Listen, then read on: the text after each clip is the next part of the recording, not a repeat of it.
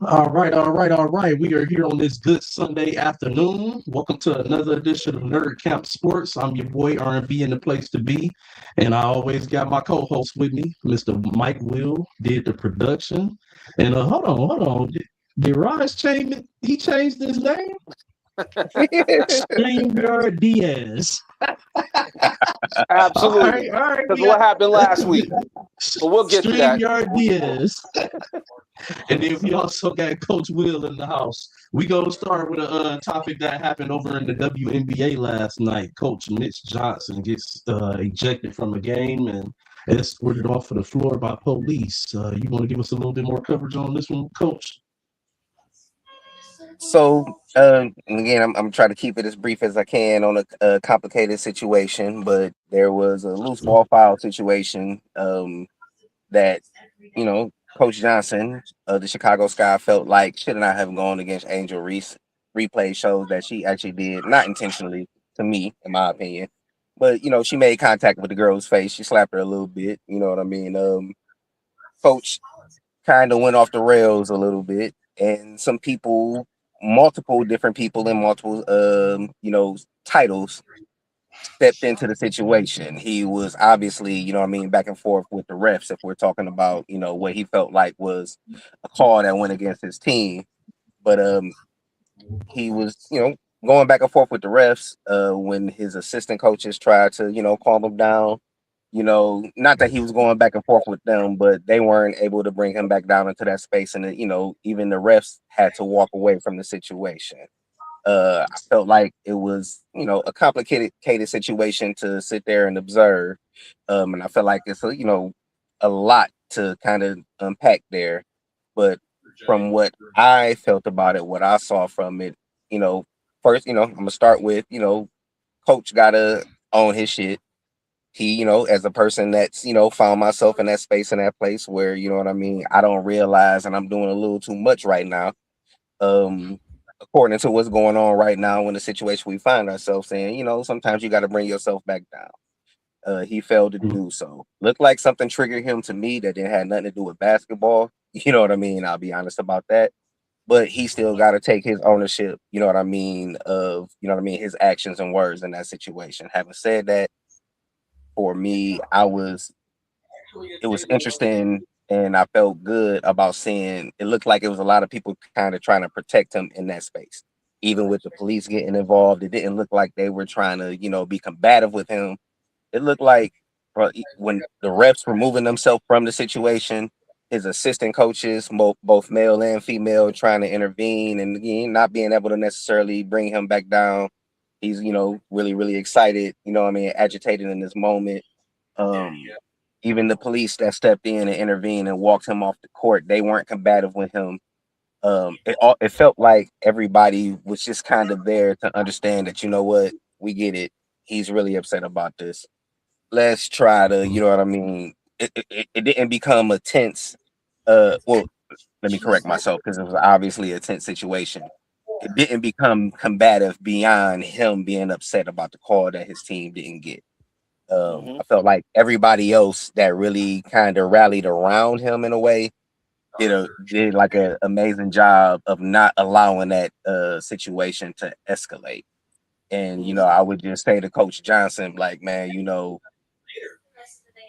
sometimes it irritates me when people say like, playing in the NFL, playing in the NBA, playing in the WNBA, coaching, it's a privilege. Like, to a degree, I understand what they're saying, but people work really hard for that.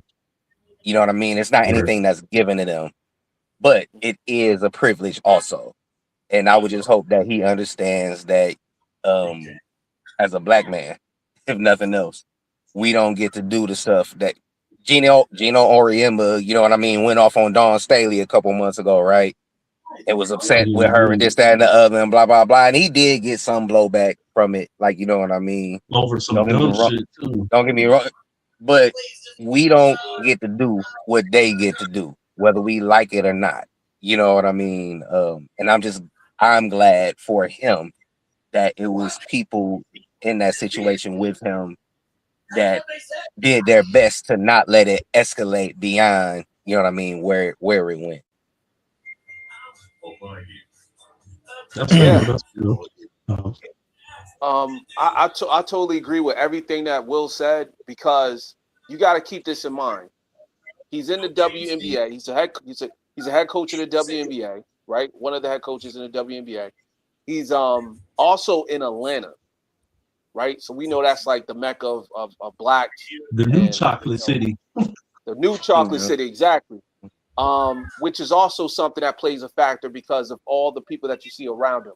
The coaches, the assistant coaches, the staff that's there, even the police officers. You know what I'm saying? All black, pretty much. I think there's probably one or two coaching staff that's not black. But I say all that to say, there was a lot of females around him. You know what I'm saying? A lot of women around him as well. And this guy, I don't know how tall he is, but he looks over 6 feet tall. He looks taller than everybody there. So it can be kind of like a little bit intimidating. I'm not saying that it should be, but let's just call it for what it is. You know what I'm saying? Especially around women. And he pretty much did exactly what I would do. He got upset and he went to the top and he pretty much lost his mind. He pretty much started going in a place where he wasn't still on the court anymore. But I'm glad that he was able to get calmed down and escorted off the court in a proper way instead of being in handcuffs or, anything violent happening, stuff like that. Because that could have led to a bigger story. And that could have led to something that could have triggered a lot of people, including myself. Because I've been in situations where I'm around people and I don't feel like they're hearing what I'm saying or understanding what I'm saying. And I'm trying to get my point across. And it just goes left. But for a person that's been an advocate for mental health and worked in a behavioral health field for almost 5 years now, I can honestly say I've been able to get better at that and do better at that. So I think that he just needs to just take a step back and look and see what he did during that moment, watch those videos and say, okay, I need to do better because I got to be a better leader for not only myself, but also my team, and I think that's the way they should approach it. Hopefully the WNBA don't try to suspend him. No, I don't want none of that. I just want him to reflect because like you guys mentioned, Gino pretty much did the same thing with Don Staley. And I didn't think that Dawn deserved that, and I still think that apology was kind of weak from Gino, but that's my opinion. But I say that because we didn't see no police officers when he stepped to our face. and we talking about a white man stepping in the face of a black woman, right? And he came directly to her. You know what I'm saying? So, man. But I say all that to say I'm glad they handled it the right way. That's all. That's all I gotta say. Yeah, it's interesting that you brought that situation up, man. Because Gino didn't get suspended, and I don't want to see no suspension for Ms. Johnson. My opinion on it is that, man, like you said, I mean, it's sport. So sometimes sport will cause you to, get elevated. And like my brother, elaborated on. He might not have been in the right place. He might not have been there. And I'll be honest, I hope that's the case. I hope it's a situation where, he maybe was struggling with something internally or something else was going on that just took him to a different place. Because if he put on an act like that, just over a call and cause himself to have to be, escorted off the court by police, then I would say that that's highly overboard. For a situation like that, this isn't some intense playoff atmosphere game, or you know what I'm saying. So I agree with Coach Will. I think it had to be something along those lines, but I'm gonna just pray for the brother because he a black brother in the spotlight, and you know what I'm saying. The first thing they love to do is try to angry black man us and all types of shit like that. I lift the brother in prayer. I hope that his soul becomes refined and he find whatever may be going on and is able to heal from that and move forward and coach his team to success. Can I add one thing in real quick? Did any of you guys watch the movie? Did you guys watch the movie Backroom? I've never seen Backroom. It just came out, the movie Backrooms. Okay. Yeah, I haven't If seen you it. get an opportunity, just watch the trailer if you get an opportunity. But it's pretty much talking about what you just said, R&B. You know, they trying to portray as a guy as an angry black man, not being able to control his emotions, and it leads to other things. I don't want to give the whole story away, but my point is he's not feeling like he's heard. He's not feeling like he's understood, and it leads him being very, very angry and coming off as an angry black man. So I think that's important because a lot of times we go around with suppressed emotions and feelings, and we don't get to talk to nobody about it. Not even our Mhm. therapists. Like our therapist even judges. And I've been to therapy plenty for a few years now, and I can honestly tell you, sometimes it feels like nobody's hearing what we got to say. You know what I'm saying? So I just want to throw that Yeah. out there. That probably contributed to his actions. You know what I would tell you, brother, before Mike go real quick, you keep on searching for a different therapist until you find the right one for you. The right one. Oh, Yep. absolutely, absolutely. Most definitely. Yeah. The lady that I see is wonderful. She's wonderful, but I ain't gonna take too long on this. I'll be going ahead and give it over to Mike so we can get on into the rest of the show. Yep. Yo, R&B, you sound very choppy. What? Yeah, you sound your audio sounds like choppy. I think it's a Like mic. I can hear it, but more like staticky. Just it's not clear. Testing. That's better. Yeah, That's it's better. Is it Yep. good? Yep. Now. Yep. So I'll say this. The first thing I noticed is like Will said, it is coaching can be a privilege, but in the side yard. just because it's a privilege doesn't mean they didn't work hard to become coaches. You still have to do steps, and you still had to be an equipment manager and a video boy. You still had to take steps to get to that respectable level. And I'll say, being in Atlanta for that game definitely worked to his advantage. But the thing that he should have maybe been mindful for is you're around a lot of women and you're a black man. Regardless, people are going to look to you as the aggressor. Now, the one thing I will say is the police did not have to fully take him off the court. They kind of moved him off the side. He took 15 feet. Looked like they said a few things to him, and he left. Just didn't go back at anyone. Just walked off the court. So for that, I will say that makes a big difference versus the police having to use physical force to remove him from the situation. That makes a huge difference. Because if he was physically taken off the court, we're having another conversation.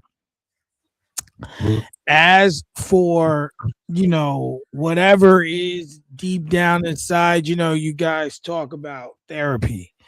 And therapy is something that's important because, this is Men's Mental Health Month.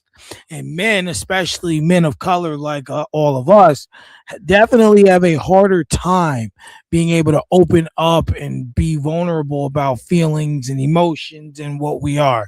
You're taught to man up. You're taught boys don't cry. You're taught to be tough. You're taught you're told crying's for girls or crying's for bitches or crying's for women, crying's for, whatever, and that's something that men have imprinted in them. It's like part of our DNA. So if there is something going on with the coach in this time of need, I hope he can get the help or find some way out. Because you see that coaching staff is women. He's coaching women. You're around women 80 to 90% of the time. I don't know if he's got a wife at home, daughters, but that wouldn't make it any better. And but hopefully he can find peace, and hopefully he did leave kind of on his own will. There won't be any repercussions to his actions. It may be a warning and a conversation, Don't let it happen again, and we move forward. Well, let's just hope exactly that's what they can do is to move forward. I just want to double check my audio good. Y'all can hear me clearly, no choppiness. It's a little choppy. Is it? What the fuck is going on? If you might have to plug the mic back in, unplug and plug it back in. All right, let me try that. Give me one quick second. Yeah. Because it's not bad. It's just, I don't know. I don't know how to explain it. Right. Like we can make out what you're saying, but there is it's more like staticky. You got that needle on a record in the background. There we go. Yeah, there it is. I'm trying to figure out how to say it. I'm like, wait a minute, what does it sound like? That's how it sounds. Yeah.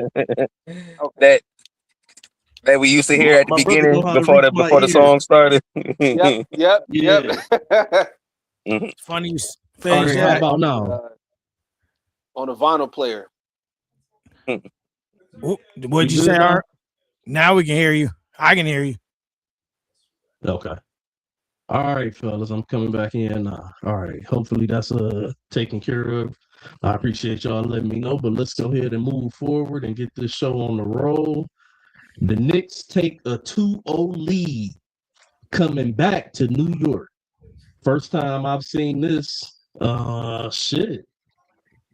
period, I think. In my time, at least my time of really, really paying attention to basketball and watching finals and stuff like that.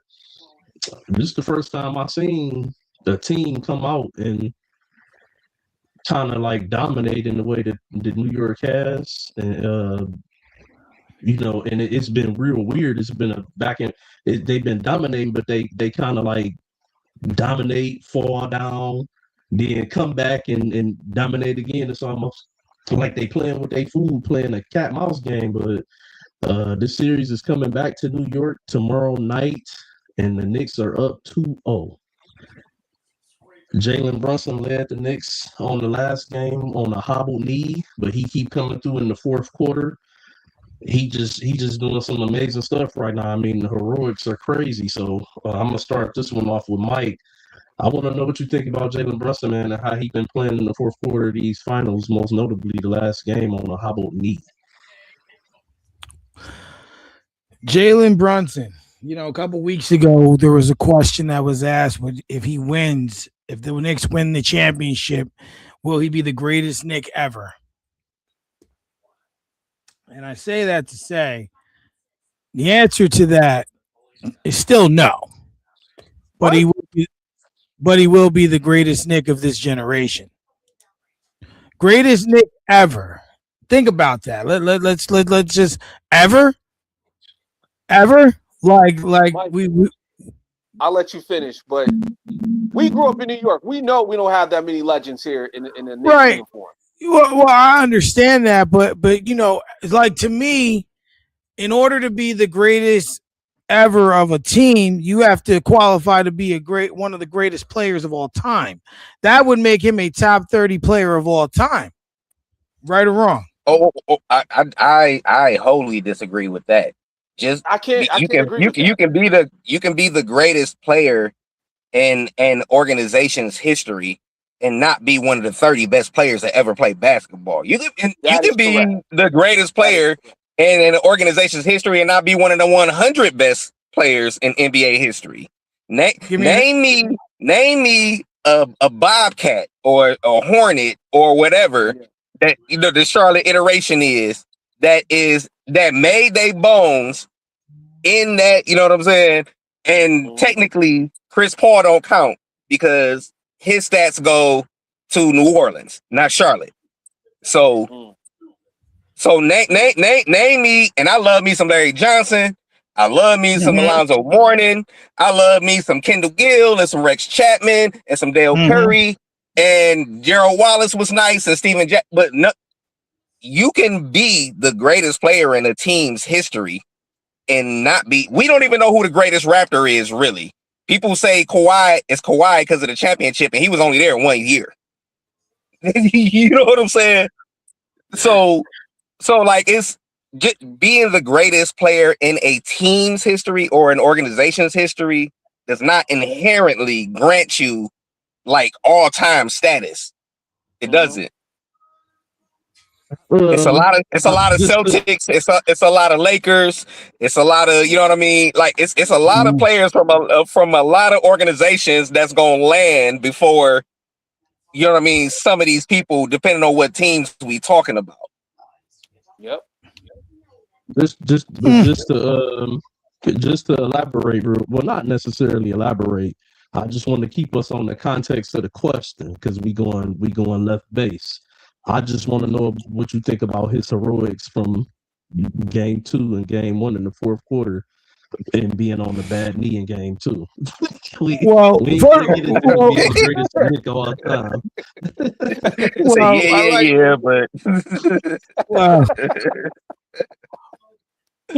Well, what I'll say is this.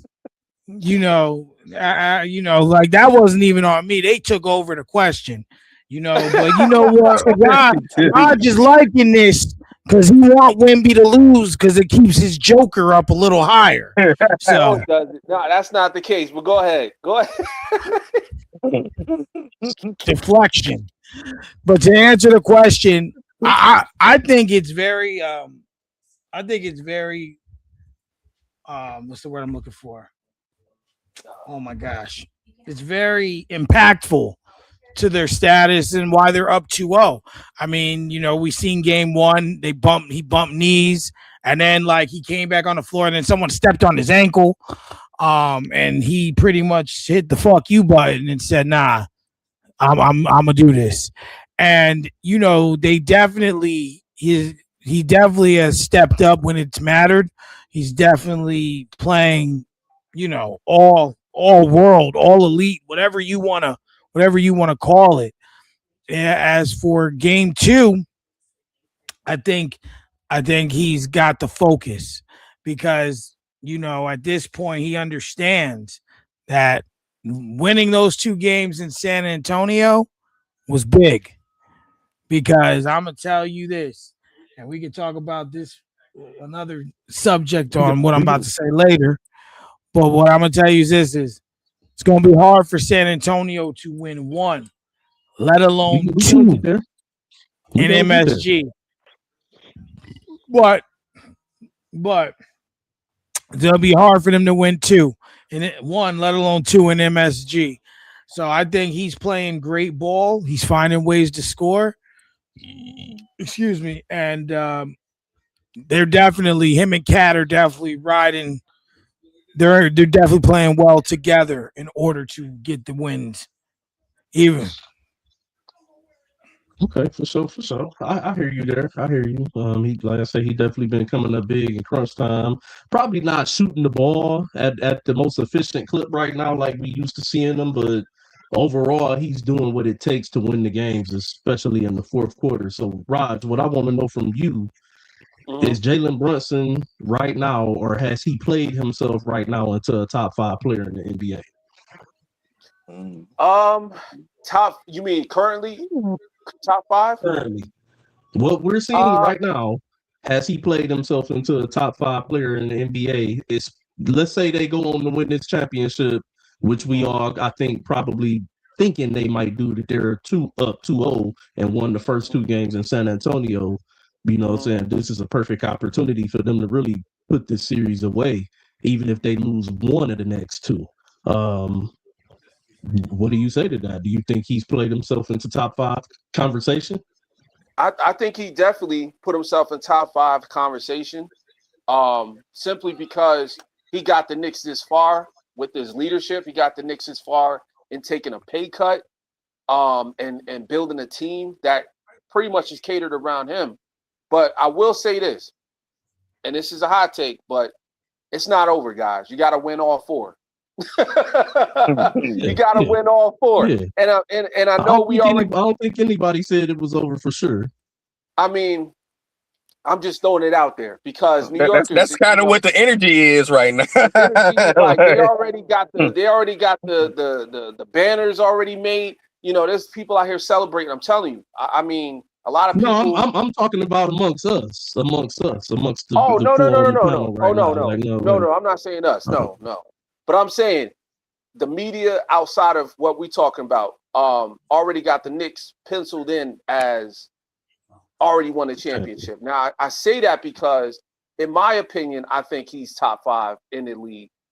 But if he fails and they don't win the championship, a lot of people are going to knock him out of that conversation. They're not going to put him in that conversation. They're going to say he choked. He pretty much went up there, got the 2 wins in San Antonio, and still choked away a championship and their chance of winning it forever. So with that being said, we'll see. We'll see what happens. You know, I think he played okay these past 2 games. He haven't played exceptional like he did the rest of this 13-game win streak, but he played okay. I think Cat pretty much put himself in a bigger conversation. If he's not top 10, he's definitely top 15. That is Cat. So I think that's something to really take a look at and see what we think about that. And I like the fact that you elaborated on that too, because that's exactly where we were headed. Will, what I want to know from you is this head-to-head battle between Karl Anthony Towns and Victor Wembanyama in this finals it's been good to watch. It's been some good big man electric basketball. Now I got some opinions on Wemby that I get to a little later, but I think what we've been watching between him and Karl has been magic. Like, you know what I'm saying? They going at it. And Karl not backing down. He said, I'm not gonna be the Chet Holmgren of this motherfucking final series. You know what I'm saying? I'm gonna make you work hard for it, and I'm gonna battle you. I want to know what you think about what we've been seeing between Cat and Wemby going back and forth at each other and battling as 2 bigs in this series so far. In regards to Cat, I'm gonna tie this into the conversation and the question that you asked Raj. You know what I'm saying? About Jalen Brunson.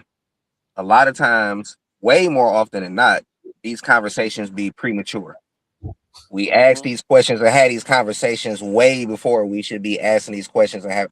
I'm not gonna say asking the questions, but really trying to have a serious conversation. So when you ask the question about is Brunson, you know what I mean, the greatest Knick if he win the championship again, and then it's like, well, the series not over. So if he do lose the series, then it's so you know what I'm saying? Like if that's even still up for conversation, then no, he's not going to be the greatest Knick. You know what I'm saying? Even if he wins this series. Because to me, and as much as I don't fuck with the Knicks, but if you're gonna be the greatest Knick, it's gotta be like indisputable. Like no conversation, no question. And I feel like with the Knicks, there's conversation with that, whether it's Ewing, whether it's Clyde, whether it's Willis Reed, for all these different reasons. You know what I'm saying? And you know, for me too, part of my memory of the Knicks, even though I was never a Knicks fan, like I put somebody like a Charles Oakley high on that list because he was there so long, and even though they never won a championship, they won so much. So he got it. Jalen Brunson, it's not like for me, it's just not a foregone conclusion that he win his championship. He one of the greatest, he's the greatest Knick of all time, much less one of the greatest Knicks of all time. And I'm gonna take that to Cat. Cat is, we've always known that Cat was one of the most skilled, not just one of the most skilled bigs in the NBA, but one of the most skilled players in the NBA. And he was held to a high standard, and justifiably so. But I am of the belief that it's not just up to the player to figure out how to be their best possible self on the court. It's up to the coaches and the general manager and the organization as a whole. You know what I mean? And it took for Mike Brown, somebody who really people had kind of shitted on a lot. Like, you know what I mean? Like, how is he still getting jobs? How is he taking this job with the Knicks? You know what I mean? From somebody who, you know what I mean, people all really like highly regard as a coach. Like, and now he's unlocking Cat in a way that no other coach has done in Cat's whole career. You know what I'm saying? And now we're having a different conversation about Cat because we see that, like Raj was just saying, he got to be like top 10 or 15, right? You know what I mean? Whether you agree with it or not, like people were shitting on Cat not too long ago. And now, so a lot of, I give credit to Cat. I give credit to Mike Brown. I give credit to Jalen Brunson and that whole team, because they are the kind of team that for them, it's really about hooping. It's really about hooping. Everybody done got paid. They just want to hoop and win. And everybody get their credit. In part because, again, part of what I don't like about the Knicks and New York in general, sorry, fellas, is that you always get more just being a Knick or a Giant or a Jet or a Yankee or I don't know if I want to say the Mets. I don't know if the Mets get, you know what I'm saying? They little brother, you know what I'm saying? But with the Knicks, and again, I just said that. I was just talking about like Charles Oakley and Anthony Mason is one of my favorite Knicks of all time. And I remember Derek Harper getting traded to the Knicks from Dallas and being like, oh shit, niggas don't even know Derek Harper cold like that. You know what I'm saying? Like it's New York always gets, you know what I mean? I don't want to say put on a pedestal or exaggerated or whatever the case may be. But Cat is earning this shit right now. Like, you know what I'm saying? Cat is earning it. He going out there and balling and giving the same guy that we all feel like is the future of the NBA. He is giving him hell right now. Having said that, I don't feel like this series is over. I had San Antonio in 6 to begin with, so obviously I'm not giving up on San Antonio. I feel like San Antonio is going to make some adjustments and come back. But definitely don't feel like they're getting swept. Like, you know what I'm saying? I don't see that happening. This series is not over, and it's shit. Again, it wouldn't surprise me at all if Wemby go fucking Super Saiyan for these last 4 or 5 games and San Antonio wins this series. And again, like after the series is over, whether it's Wemby and how I feel about it, how it affects his legacy, whether it's Cat and how I feel like it affects his legacy, whether it's Jalen Brunson and how I feel like it affects his legacy. This is one thing that I get why we do it, but like we had these conversations after every game about people's legacies. And it's like, well, you know, can we just wait and see what happens and then digest that and then have that conversation? You know what I'm saying? Because if the Knicks do lose this series, it really is gonna be like, well, Jalen Brunson choked. And people said that about Dirk when they lost to Miami. And for a while, people felt like Dirk wasn't never gonna win shit till he went Super Saiyan against Miami. You know what I'm saying? 5 years later. And then now it's like, oh, Dirk. Like, man, people be playing with people's legacies and that shit be coming and going. Let's kind of wait till they at least close to the end of their career. You know what I'm saying? To start having these kind of conversations. For sure. All right, well, I hear you. We can hold it off a little bit when they come to Jalen Brunson or whatever. You know, so let's give them a little bit of time to see how the rest of the series is gonna go between. I just got an echo. Oh, I think it disappeared. All right, cool. So, all right, we're gonna keep it moving, man. So news broke that Trump will be attending Game 3 of the NBA Finals, New York, San Antonio. And so when they broke this news last week, a lot of speculations was put in the air about the extra security that, you know, detail and everything that would be going on in order for him to be able to attend the game. So news came out, I think it was yesterday, that they're asking the fans, they're encouraging them greatly to show up to the game 2 hours early. In order to, you know, abide by the security measures for the president of the United States to be able to attend Monday night's basketball game. I want to know from all three of y'all, and we're going to start with Will on this one and work our way back around. We'll go Will, Raj, Mike. I want to know from all three of y'all, how do y'all feel about this as a basketball fan? About being asked to show up to a game 2 hours early because this motherfucker want to attend the game. And I also want to know, do you feel like this could be an impact on the game with New York being on this 13-game win streak? They up 2-0. No team has ever come back in the finals from a 2-0 deficit. But That's not true. That's not true. Dallas did. Dallas did against Miami. A 2-0? Yeah. Oh, no. Miami did against Dallas. I said that wrong. Miami did against Dallas. 2-0. D-Wade and Shaq. 2006. Yeah, they were up 2-0. Okay. So they all right, bet. So all right. So if San Antonio was to come back, then maybe I guess the second team to That'd be come the back second from a team. 2-0 deficit in the NBA Finals. Right. So with that being said, do y'all feel like Trump being at the game tomorrow night? It's in the Garden, 2-0. Do you feel like it's going to be any impact on this game? And how do you feel about the fans having to show up 2 hours early? I'm gonna say, and I'm gonna keep this short. If you let who is on the sideline affect how you play, you're not ready for the finals. Like, you know what I'm saying? Particularly with the Knicks, because the Knicks always have A-list faces on, you know what I mean, like courtside seats. I don't really think that's gonna matter to them too much. I don't think it's gonna matter to San Antonio too much. I don't think they really give a fuck about Donald Trump. You know what I'm saying?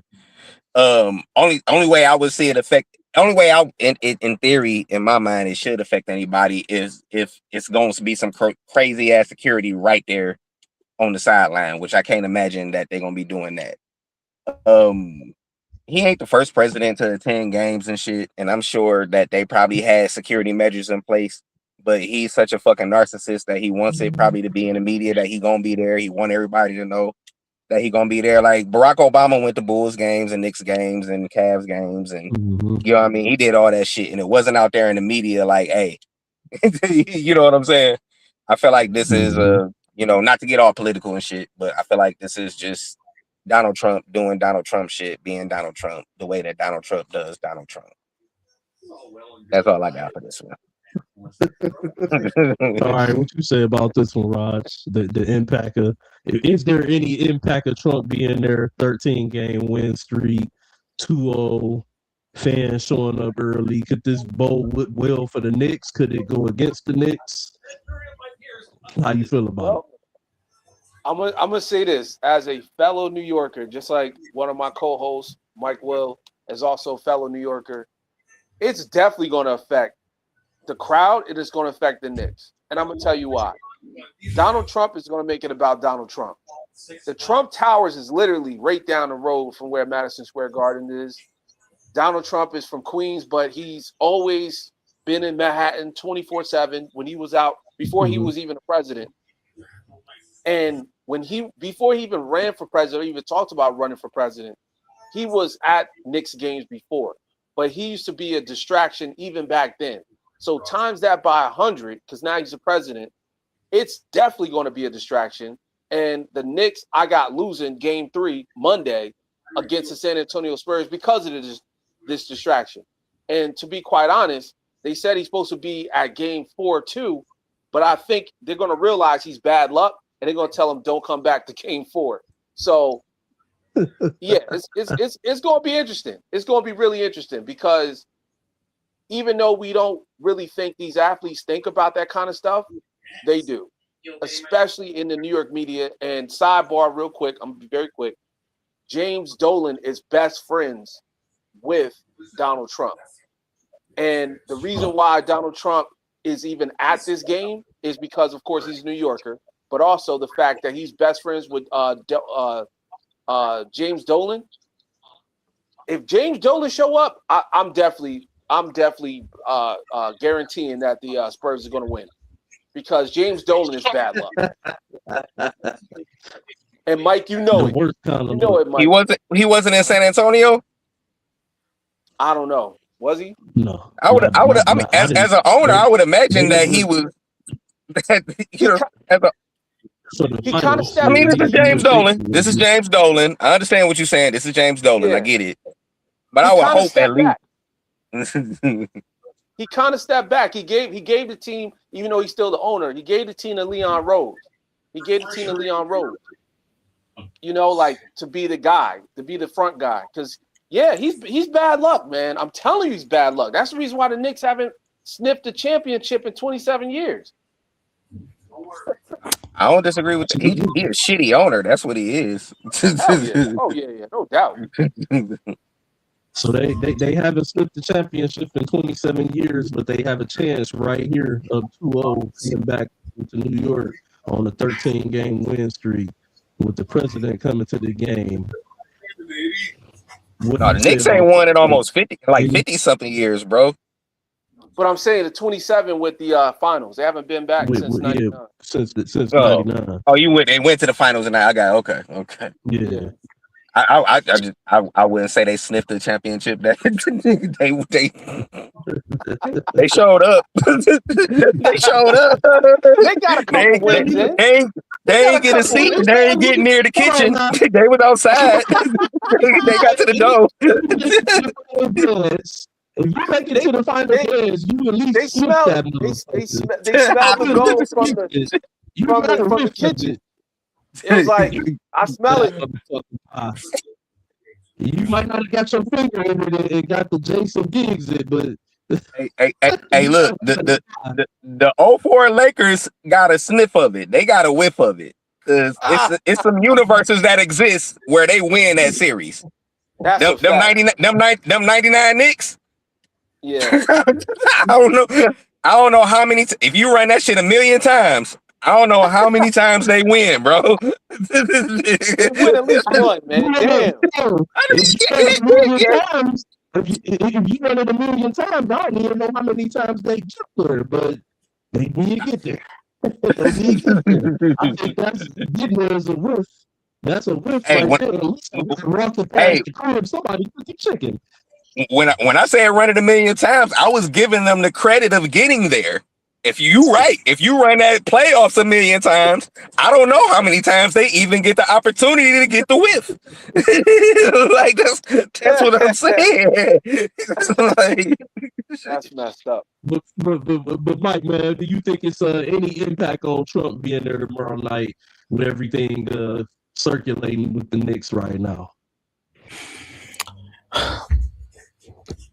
Hell yes, it's an impact in more ways than one. And I seen this the other day. The Knicks haven't been to the finals since 99. Now, do you know, I'm looking at StubHub. Just take a guess. What's the lowest ticket available right now? 2,500. Come on, guys. This is New York. Keep going. We're looking at 8,000. $7,898 to be exact. Yep. For nosebleeds? For the nosebleeds. Wow. Crazy. I don't know if you can see it, but that's the view you would see if you were to buy those tickets. Okay. You might as well watch If I buy them tickets, if the Knicks win the championship, I should be able to come and unbolt them motherfuckers and take them home and wrap them up and keep them. Because that shit should be worth money. The tickets like that should be worth money. Think about this. This is Madison Square Garden. Let's say they demolish it one day and decide they finally gonna do though. It ain't like it can't happen because we just seen historical buildings get demolished and they go with a new building over time. It might not happen in our lifetime, but it could happen. But think about this. Imagine if you was able to say you pay $8,000 for a seat in Madison Square Garden the year they won the championship. Don't you think that should be worth some type of revenue? It should, but I don't mean it will. That's how they operate. That's why. Of course, I'm hypothetically speaking, but I'm just saying that's crazy. So that's more intangible value on your life than financial fiduciary value. To be able to say you was in the building when the Knicks won in 2026. You know what I'm saying? Like that's you might not buy a drink again the rest of your life if you just whip out that ticket and shit. You know what I'm saying? Like I was there. It might end up being worth more than that 8,000. So on top of that, you think about New Yorkers, there are people who are spending their money to go to this game. Now you're excited, but now you telling me because this asshole's coming, I gotta come earlier because of him and just sit there. And on top of that, when you go to any stadium, food is expensive, but it's going to be extra expensive here in the finals. And it's going to be a distraction. But I believe personally for Jalen Brunson, as long as Mariska Hargitay's there, it won't matter. And let's be honest, he calls her the greatest fan in Knicks history over Spike Lee. Olivia from SVU, yeah. He put Spike Lee third on the Mount Rushmore of Knicks fans. Third. Put Mariska, Ben Stiller, Spike Lee, Tracy Morgan. That is crazy. Hey, so he know who be there for the cameras. Yeah, exactly. Well, you already know Spike gonna be there, so you don't even have to put him one. But that is the right answer. Like, y'all never respect Spike. Flow on the Little Caesar. Spike down, love you. But it's gonna be a distraction, and hopefully not too big. But I will say this: if San Antonio loses tomorrow, it's over. I know you say you got to win 4, but coming back from 3-0, it's never been done. And it could happen, but it ain't never been done. Celtics almost did it a couple years ago, but 3-0, never been done. I would agree with you on that one, but the only reason that I won't is because of the way that this series is gone. New York won both of these first 2 games on the road. And if you know what I'm saying, and not bringing it back. That's the only reason why I feel like if they win tomorrow, it's over. Let me explain something to you. And Raj will understand this because he's probably been there. Mm-hmm. There's a difference in the energy of an event at Madison Square Garden. It's different. Like I've never seen the Knicks, so I can't speak to seeing the Knicks. I've been when Daniel Bryan had the Yes Movement, WrestleMania 30, there was the Road to WrestleMania tour. I was at one of the house shows they had there. The energy in that event versus when I went to SmackDown in Albany 2 years ago, it was different. Mm-hmm. And not just because he was hot at that time, just even the rest of the show, the energy, the fans, and the performers feed off of that. The Knicks being the home team, there is a chance, and this is a hot take. I ain't saying it's going to happen, but there is a chance that San Antonio gets swept based off this energy. It's not me saying like, oh, this is because of that. No, the energy in that arena, you would have to visit it for anything to understand it. It don't have to be basketball. It could be whatever. It could be a boxing match. But the energy in Madison Square Garden is different, and the Knicks are good. And it's been all these years since the Knicks have been to the finals. The Knicks are going to feed off of this. And, like, it ain't over. But I'm telling you this, San Antonio's in trouble. Because for them to get there and win this series, they know they have to win at least one of them in that hostile territory. That's all. Just coming from the perspective of a New Yorker. Like, it's nothing I can explain, but it's hopefully one day you could come here and you could see an event there and feel it because it's different. Real quick. Yeah, go ahead. I was just gonna say, I'm not disagreeing with you about the energy in the building because I can't speak to having been, you know what I mean, at the Garden. I can't speak on that. But as far as them people who pay $8 to be in the nosebleeds, I don't think they're worried about food prices, and more than likely, they probably voted for Trump. That's a fact. Good point. That's a good point. That is an excellent point. So I don't think I don't think the fans are gonna have an issue. You know what I mean? They're gonna feel like they got to hang out with Trump. You know what I'm saying? At the end of the night, they're gonna be happy to be in the building with them. Look, they're gonna be telling all their boys, "I was at the game with Trump." You made it sound like motherfucker that is the nosebleeds.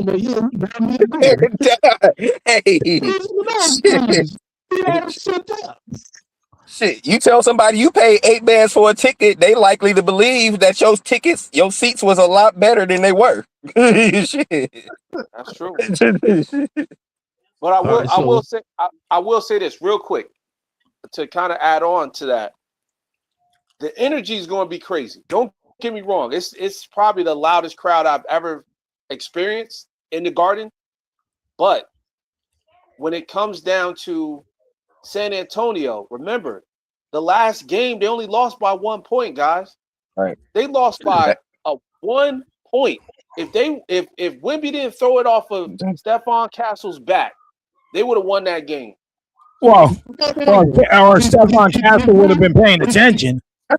I say that's a coin flip game. That game easily could have went one way or the other. That was a coin flip game.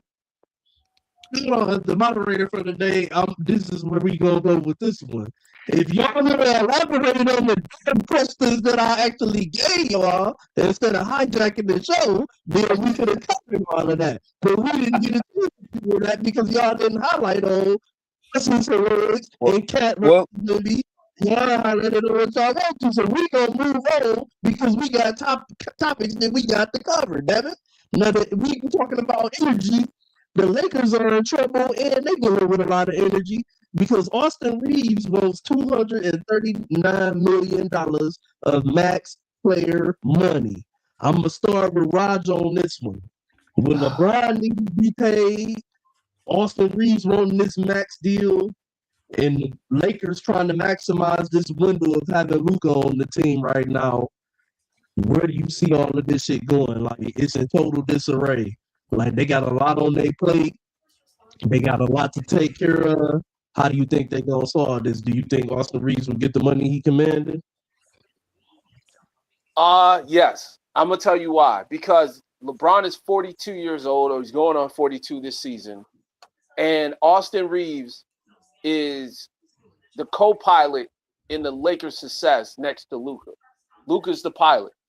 And I don't see them breaking that team up. I don't see them breaking up that tandem.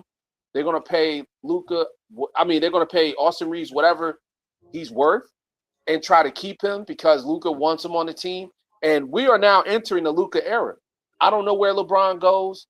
I don't know what they do in the Western Conference, but what I do know is that this is Luka's team moving forward, and that's gotta be remembered because Luka will be 26 years old. 26 this season, and he haven't been an MVP. He haven't won any type of title yet. No type of award outside of the Rookie of the Year award. He did make the finals. They did make the finals about 2 seasons ago. However, there's still more to be done with Luka. So Austin Reeves will be a Laker, and they're going to pay him whatever he wants. They're going to back up that Brinks truck. I hear you, man. I hear you. So, with that being said, I'm gonna come to Will on this one. If they pay Reeves this $239 million max, we already know Luka's under contract right now. We know that this roster needs to be filled out in order for them to truly contend the way that they want to. They're gonna have to get some requisite pieces to put around it. We see how Reeves and Luka played together when LeBron was out, which is why Reeves is commanding this money because he basically put together an all-star caliber season for them. Do you think there's a chance that we see LeBron walk from the Lakers? Do you think there's a chance he walks and they roll with the duo of Reeves and Luka? Batman and Robin. I don't think that Reeves has anything to do with what happens with LeBron. I think they're gonna re-sign Reeves one way or the other. They knew that they were like they knew that he was gonna be commanding the max, especially the way he was playing when he was healthy last year. Like that wasn't exactly a secret. The thing with LeBron right now is because it's not that even if they give Reeves the max, they still got cap room. And they got LeBron's bird rights. So, in theory, if they needed to, they can wait until they do whatever else they need to do to then re-sign LeBron. It's about whether they want to pay the tax that, comes with going, above the first curtain, second curtain, whatever, when it comes to the salary tax or whatever. So really, it's about what they're willing to pay LeBron and what LeBron is willing to accept. Like that's really the conversation for me. I don't think LeBron is trying to take a minimum contract. I don't think I don't think he's about to play for the vet minimum. You know what I'm saying? But in theory, like in a vacuum, do he still deserve a max contract? Like, yeah, it's teams that he would still go be their best player. It's a lot of teams in the NBA that he can still go be their best player. So in theory, yeah, he deserves a max contract. But is that what he's like? Is he ready to die on that hill right now? Can they meet somewhere in the middle? You know what I mean? Where he gets a fair and competitive contract and still allows them to build the roster out beyond him, Austin Reeves, and Luka. Because they still need pieces beyond him, Austin Reeves, and Luka. And for me, that's not up to LeBron. That's up to the front office to figure that shit out. You know what I'm saying? People always talk about players should take less if you want to win, da-da-da-da-da. Like, no, that's not my job. If you don't want me to be the GM, then don't ask me to be the GM. I shouldn't have to worry about the salary cap. You know what I'm saying? So for me, it's up to the Lakers to kind of figure out, you know what I mean, whether it's worth it to them to pay LeBron what he's asking for. And if not, move on. Like, you know what I'm saying? And go ahead and fill out your roster. But they gonna have to make a decision because LeBron's not gonna be lacking for a job opportunity this summer. You know what I'm saying? There's some teams that will be willing to figure something out with him. So, Mike, if I took you and I took the Williams off of your last name and I said you're now Mike Pelinka, the general manager of the Los Angeles Lakers, how do you handle this situation? Well,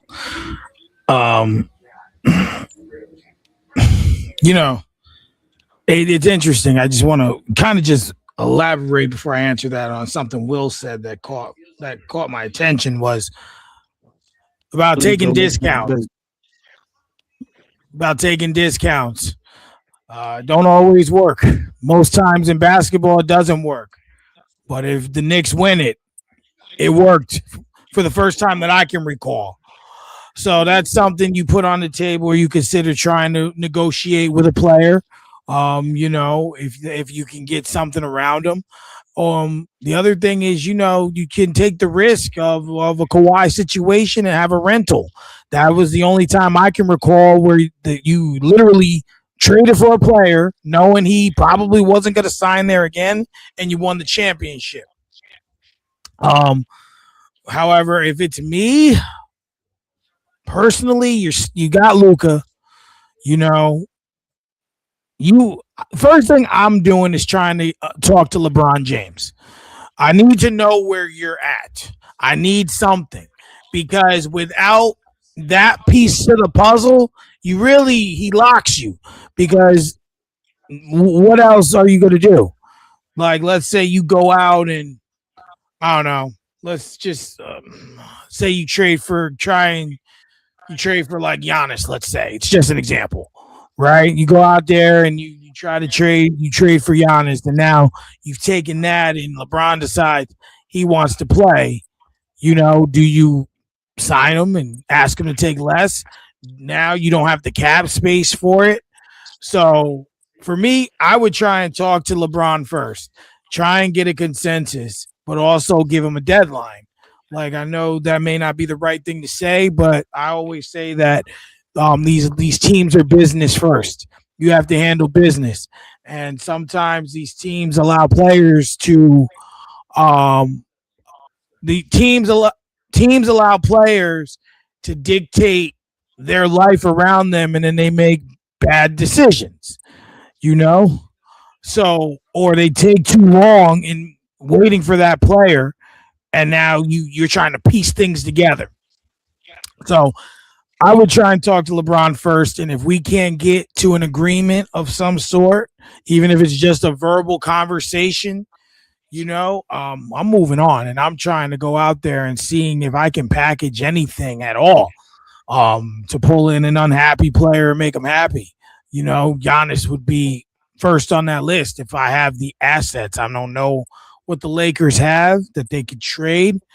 I don't know if they're eligible for signing trades at the moment, but that's something I would consider because, you have to be competitive. As for the aspect of Austin Reeves, he's not worth that money. Like, bro, you were not worth $239 million. You're not. That would be this day and age's Mike Conley's 5-year, $153 million that he signed for. It would be the same thing in this age. To me, Conley was not worth that money at that time. He's done nothing that we can say that's memorable. I don't think he bounced onto a championship team and got that Gary Payton, as me and Raj call it. But in the same sense, that would be that age. And it'd be like, listen, bro, we're going to pay you X amount to stay here. If you don't like it, you can go. I'm not giving him 240. That's just not happening.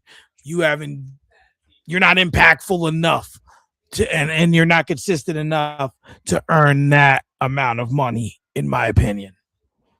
So, what can I ask a question, Mike? Hold on. Start with Raj. I want to real quick. I'm gonna start with Raj, and I'm gonna give y'all both, Will and Raj. I'm gonna give y'all both 1 minute to elaborate back, because I can tell y'all body language is y'all want to get back at Mike on this one a little bit. So I'm gonna give y'all the chance, but just try to keep it at 1 minute, fellas, so we can get these topics, get all the topics today. Absolutely. I would say probably 85% of the time I agree with Mike, but I can't agree with Mike on this one. And the reason why is because you are worth whatever someone's willing to pay.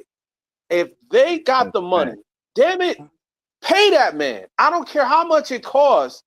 Give Austin Reeves his max contract. Yes, he's injury prone. Yes, he's one of those type of quirky players. But Luka feels comfortable playing alongside with him, and that's what's needed. Luka needs to feel comfortable because this is his era. That's all I got to say. But is that enough to win the championship? It doesn't matter. You got to hold on. No. It does matter because, listen, and I've used this analogy before, and it may be corny, but Stone Cold Steve Austin said during the Attitude Era, if you ain't here to win the WWE Championship, what you doing here? At the end of the day, them guys want to make money, but you on that court, the team and those players want to win a championship. What you do? Okay. In one small sequence there, I agree with Mike on that one, because this is the Lakers, so we know the Lakers they all about winning. I do have to agree with him on that one part there. But let's let Will get in here too. Very well. You are absolutely right. It is about trying to win a championship. Does not re-signing Austin Reeves get you any closer to a championship? And if you're not re-signing him, then what is your pivot? Because again, and that's the thing about today's NBA. These short-term contracts, these 3 and 4 year contracts, you don't have the time with a player that you did back in the 80s and the 90s and the 2000s, where you got them for 6, 7, 8, 9 years. Luka he just extended for what, 3 and a player option or something like that. So if you don't re-sign Austin Reeves, what is your plan for the next 2 years to at least put yourself into the position to be able to contend? You're a lot closer to contending for an NBA championship with Austin Reeves than you are without him. And again, to the point that I was making on the last topic, for me, it's up to the team, the general managers, the ownership, the front office.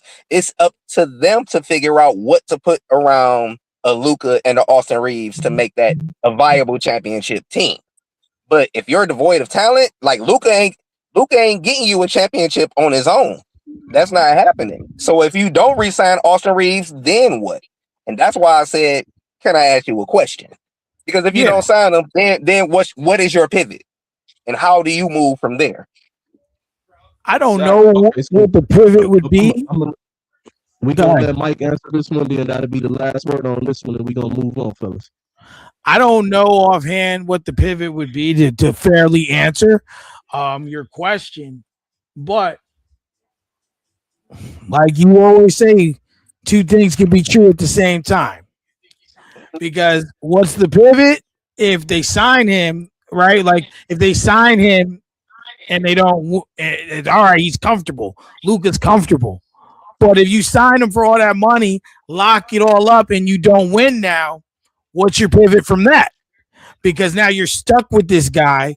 You got two guys blocking up your money, and you got one all-star and a guy that's not even a star. And all, or you got one superstar and one guy that's not an all-star to say. That's my only thing. I don't know offhand who I could think of to pivot to answer that, but I am going to think about that, and we can come back to that at a later week. But I am going to think about that one. I'm even going to write it down on my side note card. Yeah, that's exactly what I was going to say. I know this is an interesting topic. Seems like it's a lot to be said here, so let's plan to revisit this one for next week's show, fellas. But I just want to keep us going here. Let's get on some of these trades rumors and speculation that's been going on. We already know Mike was just kind of mentioning into his name a little bit, and we're going to start with Mike on this one as well. Giannis Antetokounmpo. It's rumors out there about this man. We got the Heat. We got Portland. And as late as yesterday, the new rumors been put out there about the sneaky 76ers could be lurking up as a potential trade suitor for Giannis Antetokounmpo. And another one that has just been brought out there is the Boston Celtics, as they could possibly be planning on packaging Jaylen Brown and some players together to try to make a move to get Giannis Antetokounmpo. We're going to start with Mike on this one, and then we'll work our way. Will Roger go last on this one? But I just kind of want to elaborate and know what you guys think about all of these different teams that could possibly sneak in here to pick up Giannis. What do you think about it? Do you think it could be a good move for those franchises? As I name Miami, Portland, Boston, and the 76ers. And then I got a couple other trade speculations that I want to touch on as well before we leave this topic. But starting with Mike, what you think about this whole Giannis rumor thing, man? All right, so there were two other teams I heard. I don't know if you guys heard them either. I heard the Timberwolves and the Warriors were also in thoughts of that. I don't know for Giannis. I seen them, but they was like kind of like the low tier. They weren't as hot as the other teams, so that's why I ain't mentioning them. But I do got something about them coming up in this the same slot. Okay, cool. And then obviously a far-fetched one is the Lakers as well. In terms of like Miami, in terms of the four teams you named, though, okay, I'm gonna just give each team like 20 seconds and then just kind of 25 maybe and move on. Miami's always been a destination for people, but right now, what do they have that's gonna help Giannis? Like we know Giannis wants to win. We know he's not happy. To me, what outside of it being Miami, what would get Giannis there and what would make him happy to win would be my question. To me, I don't personally believe that destination works for him. Portland. Now, we've seen him and Dame in Milwaukee. We do know that Portland has some pieces, but it's not really a viable location for him. Dame is older. Even though he shot his ass off in that 3-point contest this year, he is coming off the Achilles, right? He is Achilles. Achilles, yeah. So I don't see that personally as a destination. I think it would be a little better than Miami, but I don't think it would work. I don't think it would put them over. Boston, it really comes down to who you're getting rid of, right? I mean, like, there's a lot of pieces there. And is there a package that could have you keep Brown and Tatum? Or is this the opportunity to move one of them? Right? Just to interject you real quick, the Jaylen Brown is the rumored piece that they be moving along with other pieces for Giannis. So if you move Jaylen Brown and you inject Giannis, if Tatum is able to stay healthy, we know he came off the Achilles, but he didn't play that game 7 against the Sixers. Hopefully that's not a trend of mixed health issues, I'll say. But I would think that's a great location for him to come in If it works out, depending on what else you have to give up, because those bench pieces are important as well, and those role players, I think that'd be a good location for him. And as for the Sixers, Maxey is the future, in my opinion. That's the guy that's really gonna go forward. We know that in order to get Giannis there, you have got to move Embiid, and we know what his injury history is. To me, I mean, it's getting worse. He's getting older. He's probably at the tail end, at least how he looks on the floor. You don't know what you're going to get out of Paul George. Same thing. I mean, he's been in the league a long time and it's overlooked. I don't think the Sixers need to fully rebuild. I don't know if Giannis is the piece that helps them. But out of those four teams, I would think Boston would be the best destination for him, in my opinion. All right, that's interesting. So, kind of elaborate as well. Will, what do you think would be the best spot for him to land out of all of these rumors that we're seeing out here, speculation? Which one kind of perks you up the most that you like to possibly see go down as a basketball fan?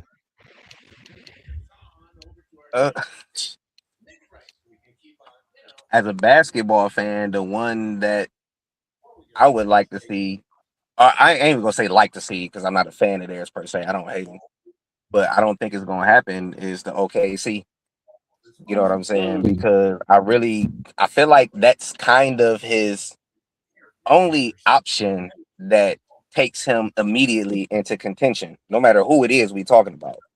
Any of these other teams that we talking about, outside of maybe Boston, you know what I mean, depending on what they have to give up outside of Jaylen Brown,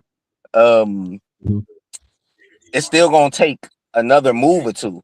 You know what I mean? Whether you talking Miami, Golden State, you know what I mean, if let's say they trade Jimmy or Draymond or whoever, because one of them got to be in that deal to make the math work contract wise.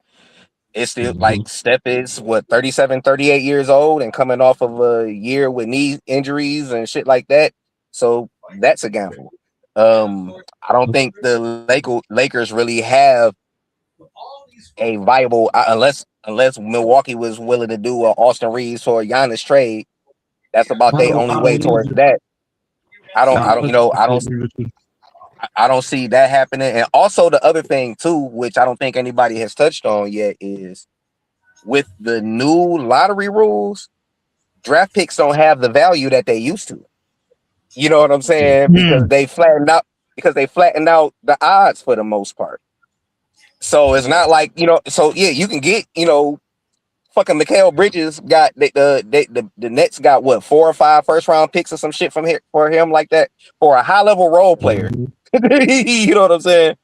Like it would take 10 of those picks now to get the value for Giannis. Because the draft picks by design at this point don't have the value that they just did, that they're about to have in this draft that's about to happen. You know what I mean? So I would feel like either Milwaukee and like I said, OKC is not happening. They already that's already kind of out there. Like, you know what I mean? OKC ain't really interested or whatever the case may be. Milwaukee making the trade for Jaylen Brown and sending him to Boston is probably his best bet at immediate contention. Again, Philly, only thing that Philly got that Milwaukee probably won't is VJ Edgecombe, which again means that they're gonna have to attach salary, you know what I mean, to that deal just to make the math work. I know Milwaukee don't want Paul George. I know they don't want, you know what I mean. I was about to say fucking Oladipo. I know they don't want Embiid. You know what I mean? Like and again, if Miami got the pieces to make the math work, but is Giannis and Bam Adebayo, like, is that getting you a championship? You know what I'm saying? Again, you're a contender, but you're still that don't work. You're a contender, but you still you got a great guard. That's what I'm saying. I don't see a 2011 Miami Heat situation for him. You know what I'm saying? Where it's almost a fast track, or a KD. You know what I mean? And 2016 or 2017, I think that was, or whatever it was. I don't see one of those situations out there for him, in part because, again, the landscape of basketball done changed because of the changes in the CBA with the first apron, second apron, and again, they didn't change, you know what I mean, the nature of the lottery. So I think you're gonna start to see more teams looking for like tangible talent, you know what I mean, that got an upside, you know what I mean, as much as they're looking for future picks. You know what I mean? Because it's hard to get that first pick. And again, depending on what year you're talking about, a first pick don't necessarily guarantee you shit. Every number one pick, you know what I mean, is not Victor Wembanyama or LeBron James. We get some Anthony Bennett's and some like, you know what I'm saying, and some Michael Olawakandes and whatever the case may be in there. Yeah.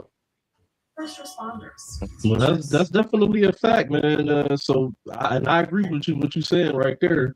So with all of these things looming, real quick, I just want to add to what he just said.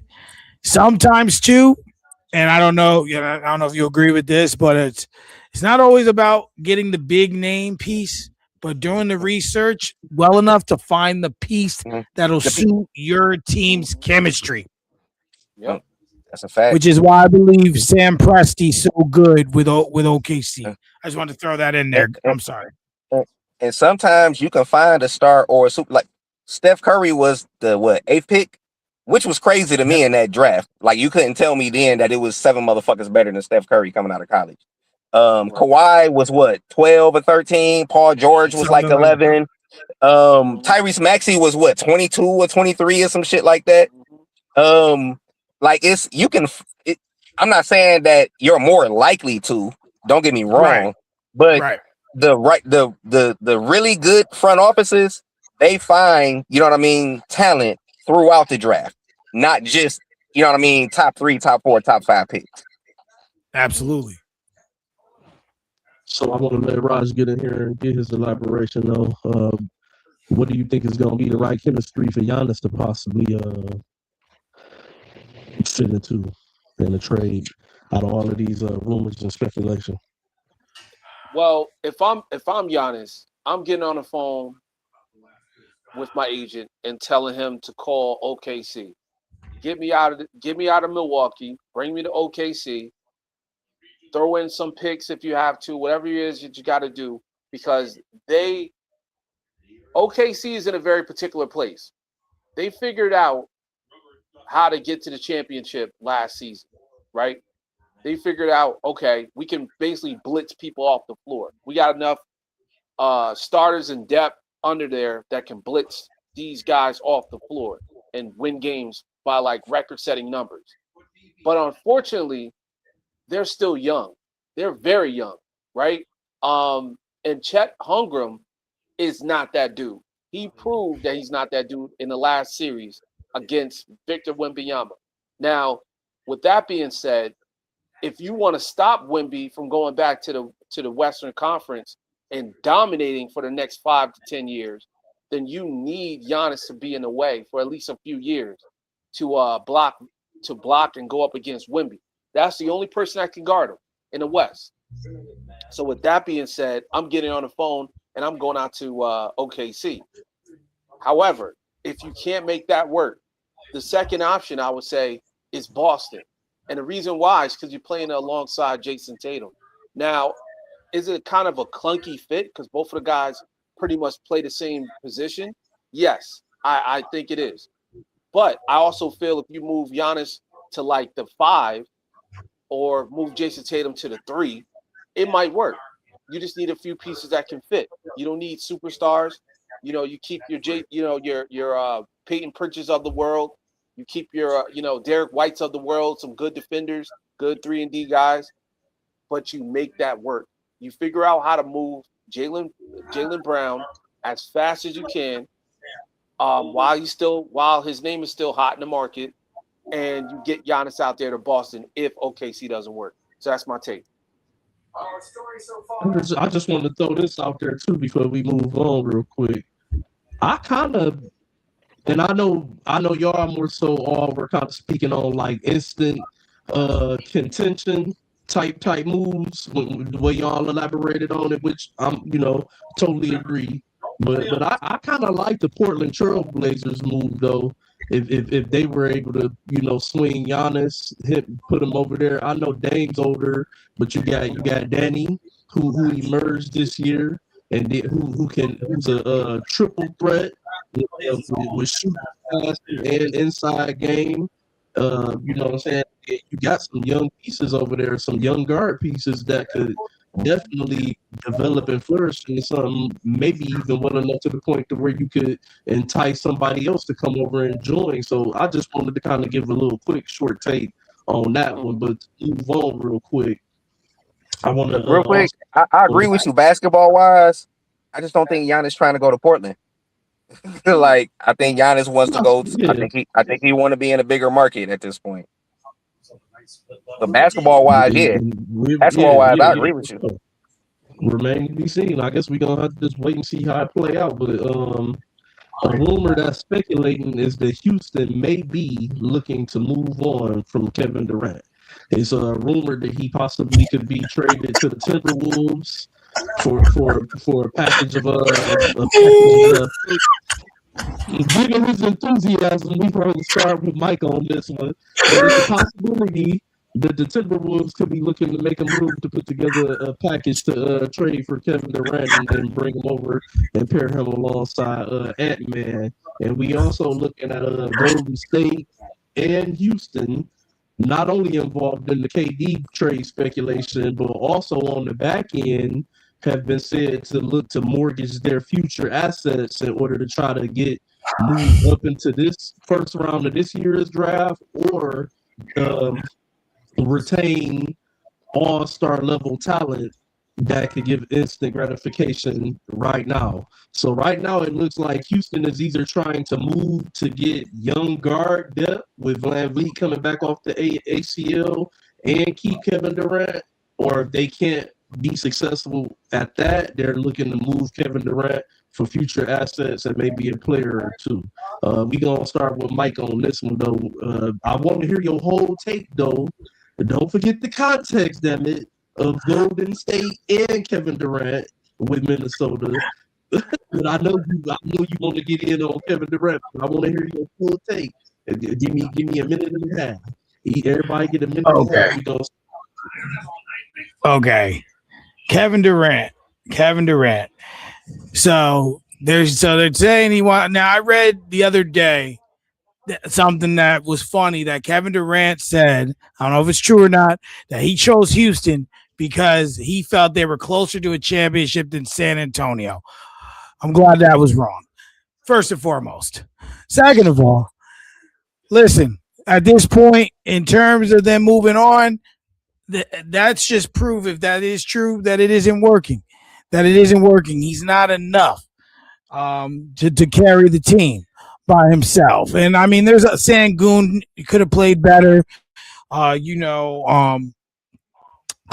they didn't have VanVleet this season as well, so we have to take that into consideration. But in terms of going, like, listen, bro, my thing is this. You have not done anything. And if you didn't go in cheat code, you would have never won 2 championships. Okay? So, listen, it ain't even got to be long, or it's just funny to me. It's hilarious to me at this point. It's comedy. You went to Brooklyn, you broke Rodgers' heart. And then you made them stick on. Then, and then Ben Simmons got there and you broke Rodgers' heart again. And then you wanted Harden, and then that happened, So now, to me, listen, at this point, it's inevitable. It don't matter what you do. Go back to dad. Go back to your father. Go back to Golden State. If you want to win again, maybe. But we know that this just isn't working.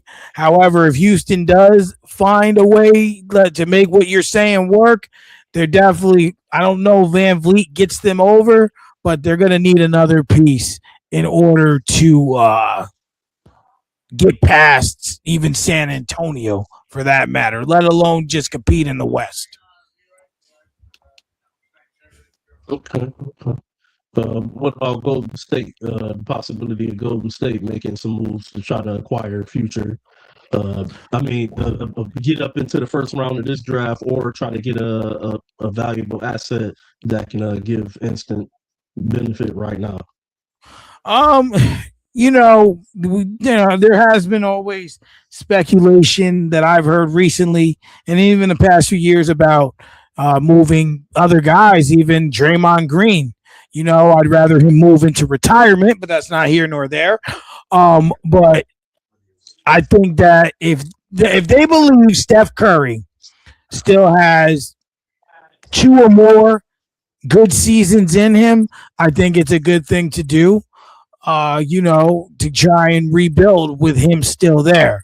But it seems like they're at a crossroad. It's either you have to go all in and get players to where you can compete, or you have to just rebuild. We know that last championship they won. They probably shouldn't have won it, but they did. Like it was really like, how'd this happen? But I think they need to do what's best for their organization. And I think rebuilding, in my opinion, and getting those looking for the future is more important than trying to get with the present, because you don't have anyone that can guard Wemby anyway. All right, so Raj, you know what I'm saying? If you could give me a little deeper elaboration though on what you think this KD Timberwolves trade could look like for KD and Ant playing together, because I think we are kind of focusing on the what we don't like about them versus what it can look like if they were paired together, because that's a big part of this whole topic is the fact that Kevin Durant and Anthony Edwards will be on the same team. And then we talk about Golden State trying to mortgage their future to get an all-star right now, and then Raphael Stone, which is Houston's GM, has said that he's willing to part ways with the picks that he has acquired in the past from the Nets and the Suns, which are notably high on people's list to want and trade value. He's willing to do what it takes to aggressively get into the first round and try to get guard depth. So just kind of elaborate on that, man. What you think this whole layout could look like with these moves that they're trying to make? Well, let's start with the Timberwolves first. Timberwolves, I think they're trying to search and find a way to get whatever they can to get back to the Western Conference Finals. They're not necessarily saying that they're going to contend and actually go to the finals.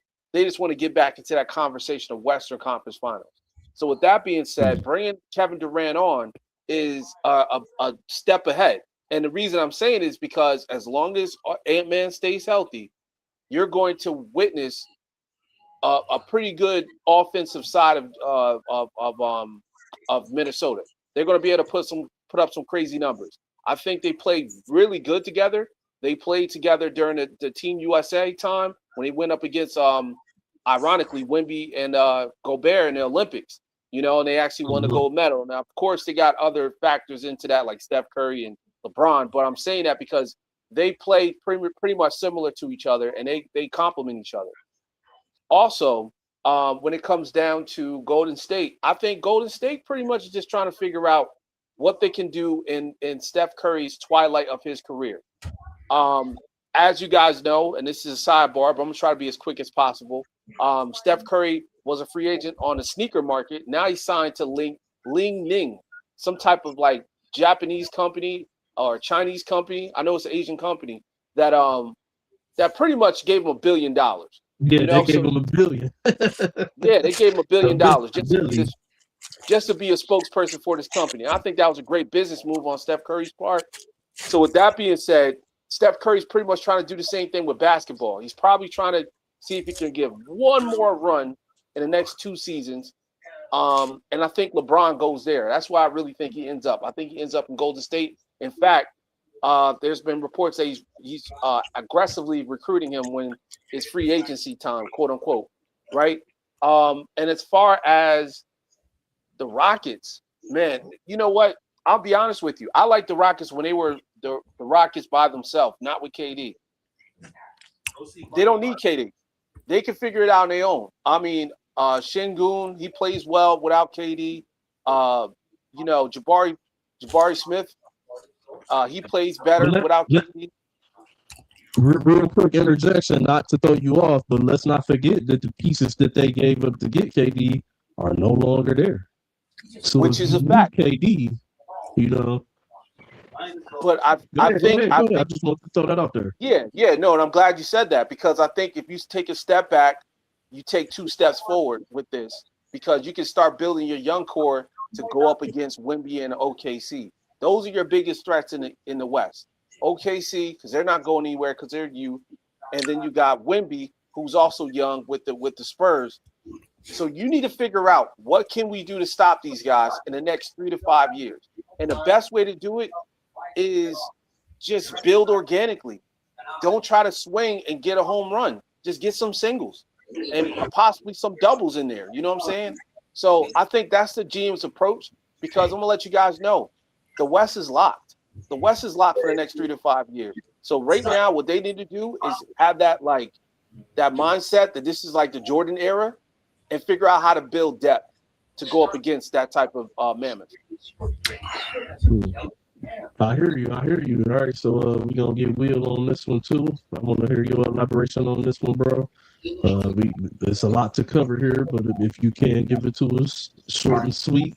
But KD Wolves, Golden State mortgage in the future, Houston wanting to part ways with with KD and moving to the top to get a guard in the first round, willing to mortgage it all. To that you say what, man? It's a bunch of madness. Is it March? Golden State, I get it. You know what I mean? They trying to make the best out of Steph's last couple of years. Still trying to compete.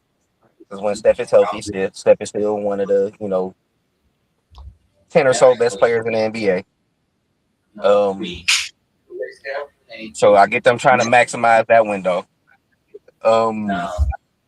KD out of Houston. Shit, I be saying about James Harden, how I ain't never seen another player with 2 completely different careers.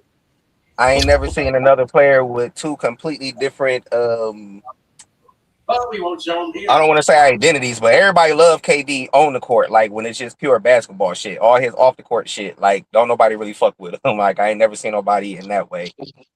I kind of understand why Houston is ready to move on. Shit, we know KD is a nomad. Like KD just be like, yeah, I just want to hoop.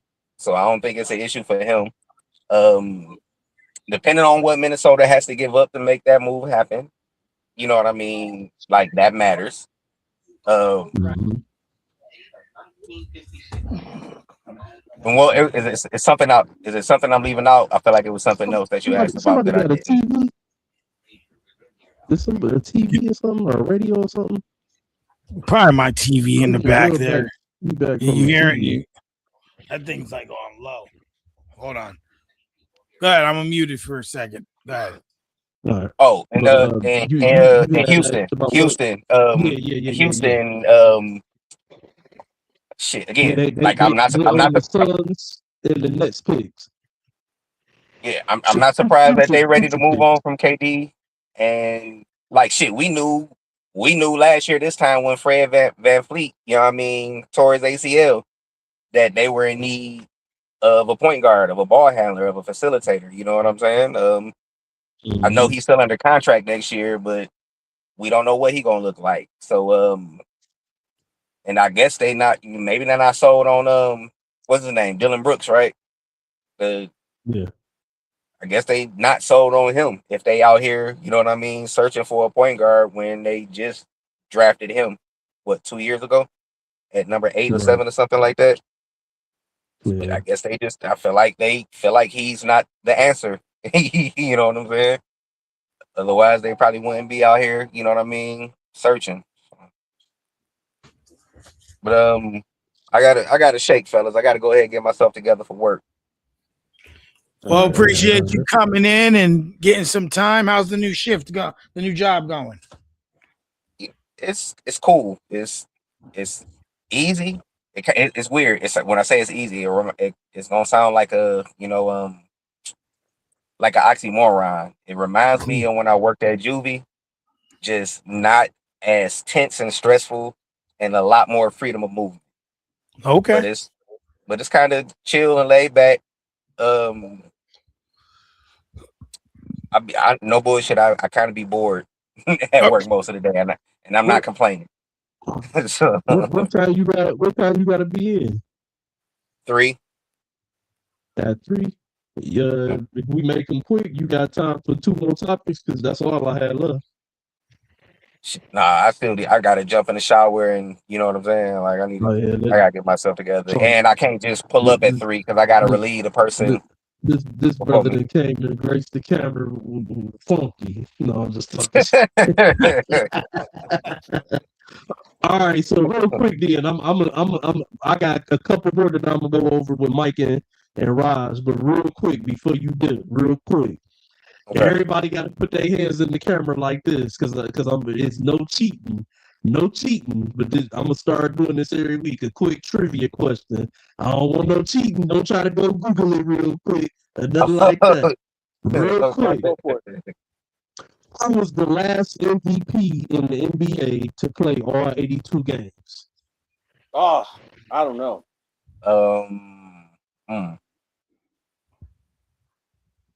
5, 4, Jordan. 3.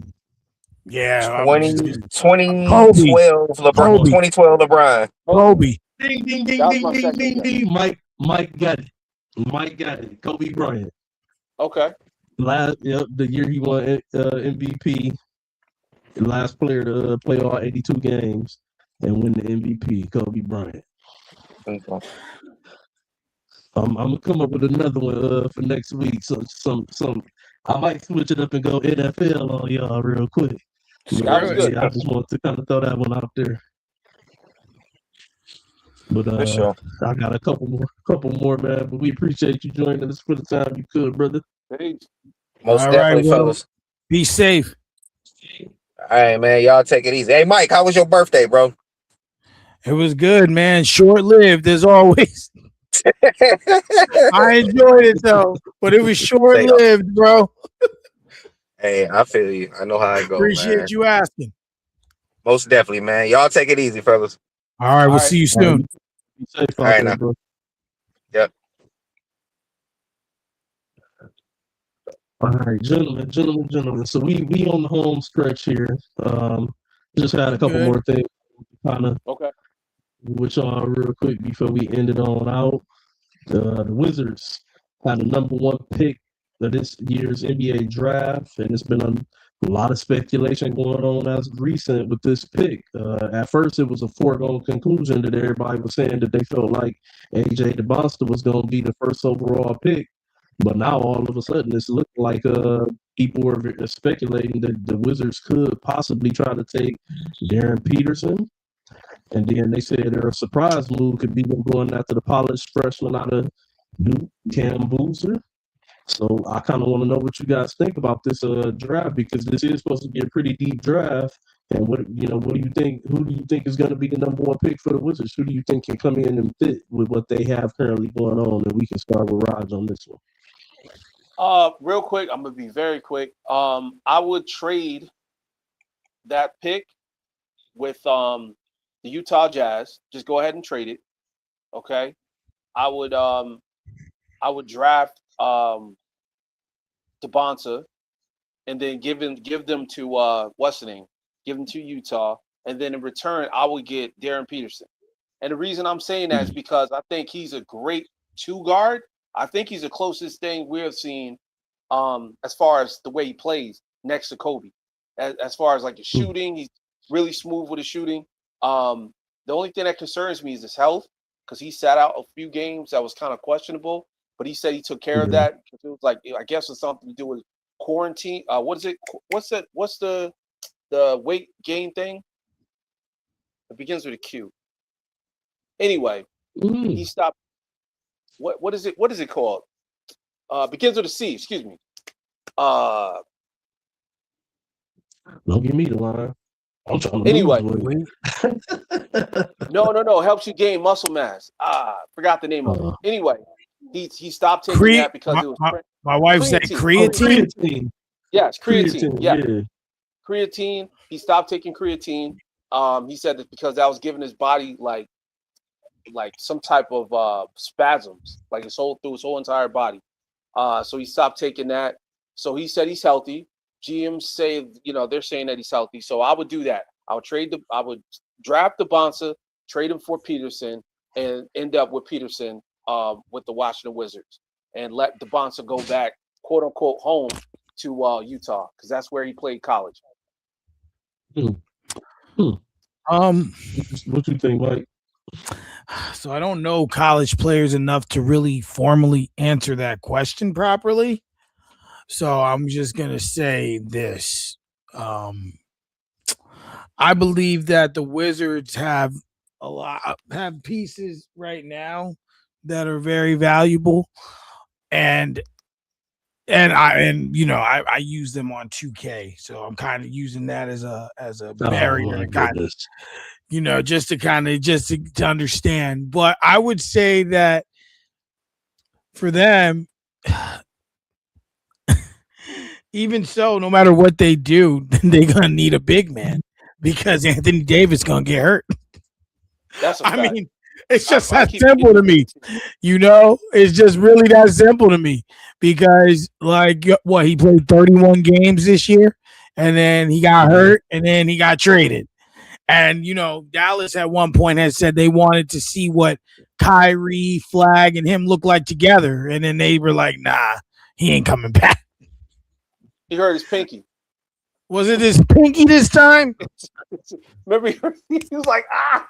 Oh my God, man! I haven't seen that. I haven't seen that nigga since in the Dallas uniform. But sad, man. I know I can't really. He made a glass. He's made a glass.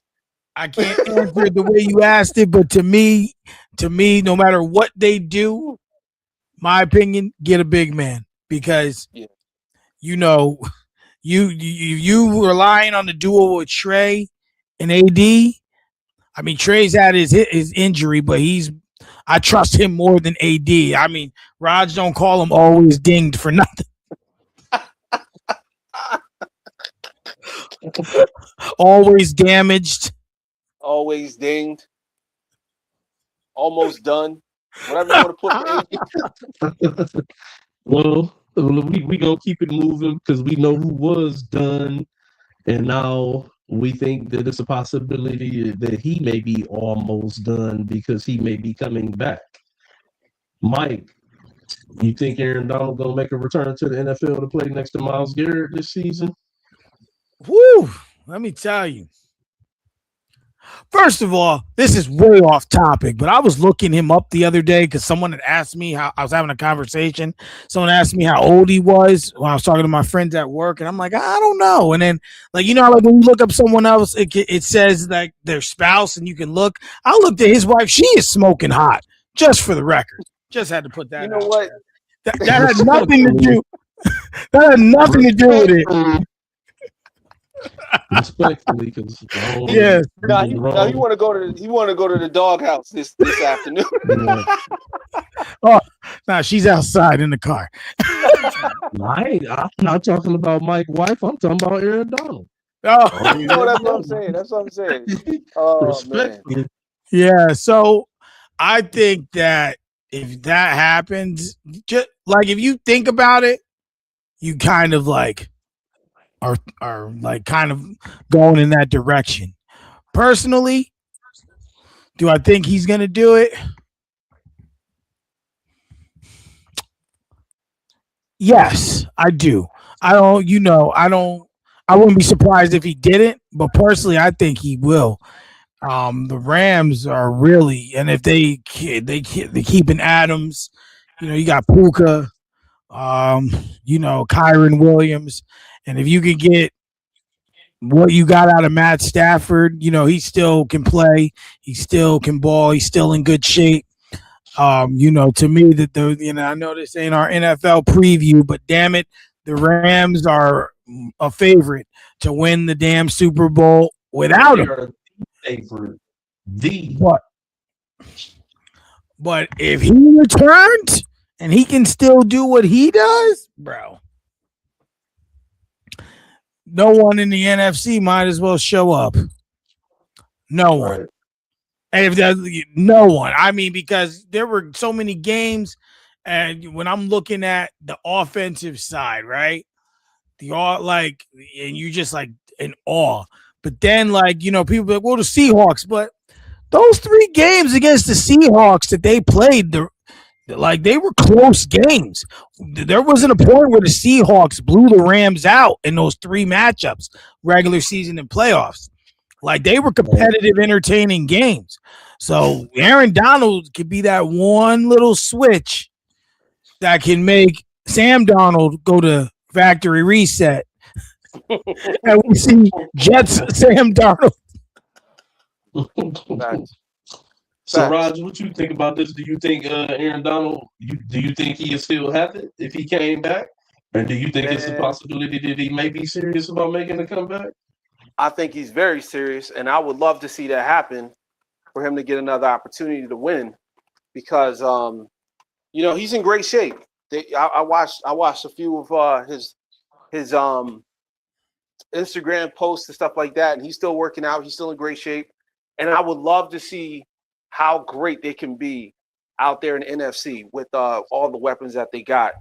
I want to see it. I want to see it. I want to see Aaron Donald come back because he's one of the best on the defense, and he's one of the best ever, man. So shout out to him. Hopefully he makes that decision for just giving it one more go and come back this year.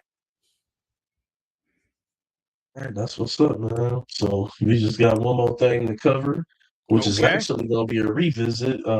Damn, I'm sad that Will can't be here for this one because I kind of wanted to hear his thoughts on it too. But last week we all know that Brother Raj has some technical difficulties going on, and he wasn't able to fully participate in the show. And I really wanted to hear your take on this subject that me and Will talked about last week. It was a viral video that had came out from the podcast that Rich Paul does with Max Kellerman.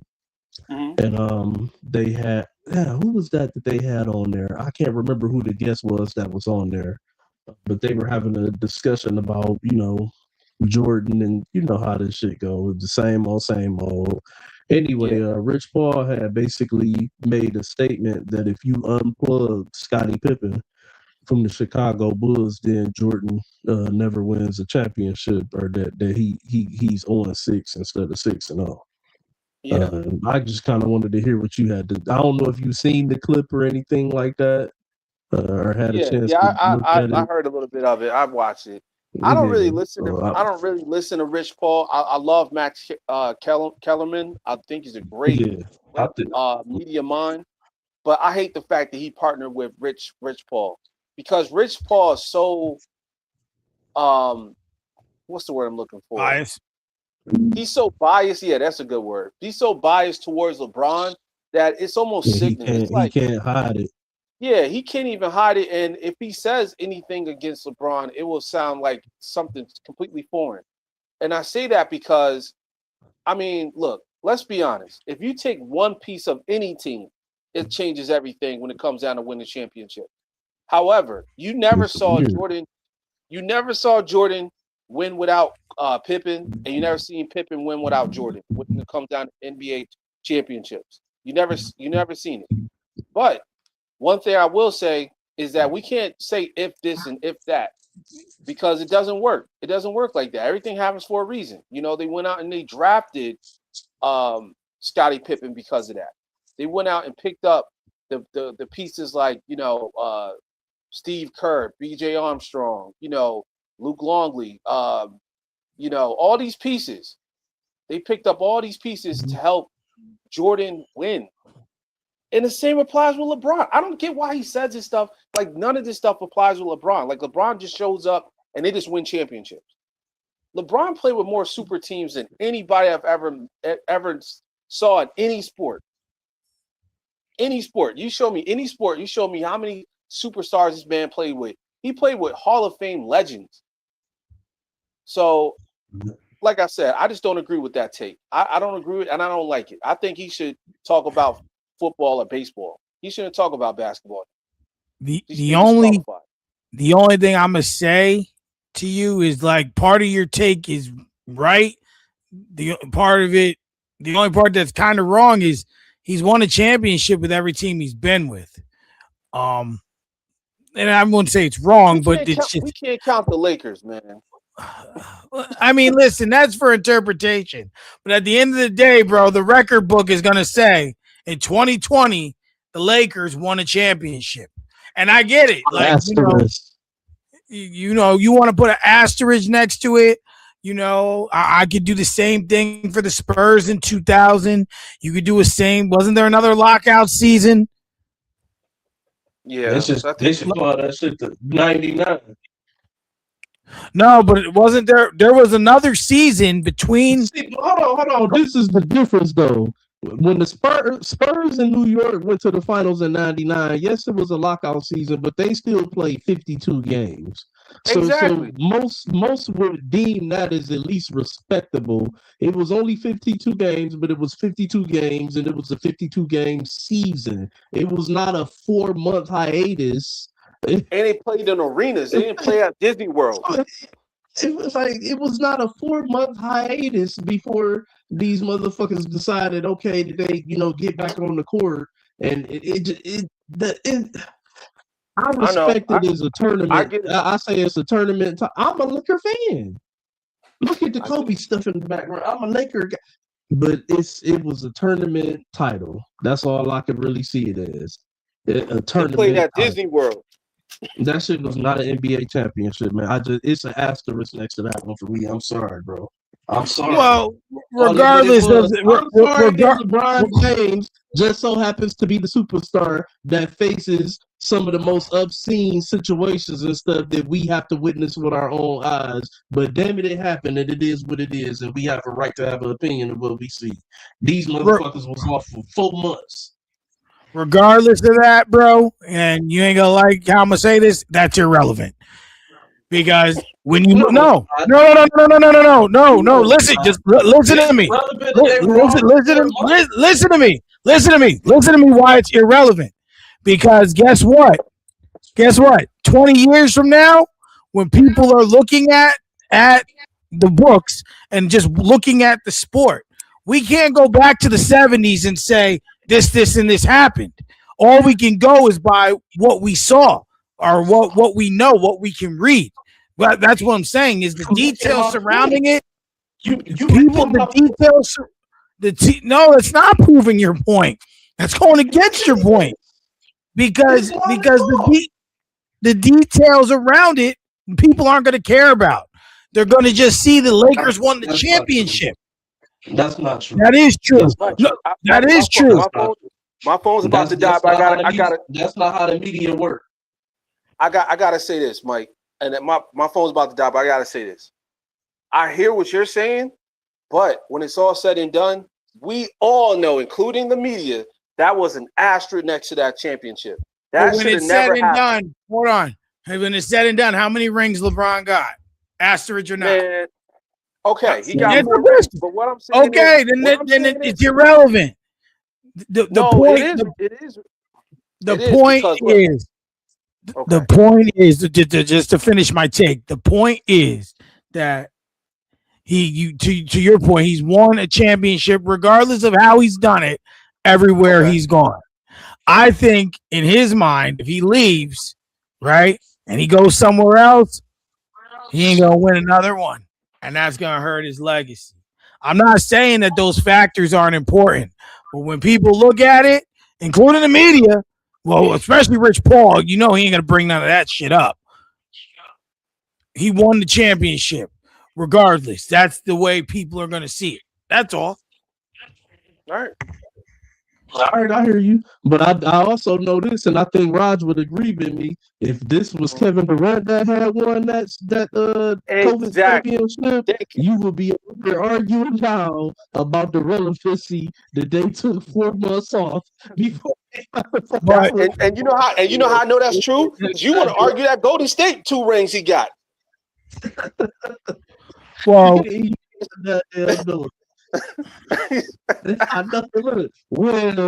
Well, what are you, the animal from the LLB? Wow.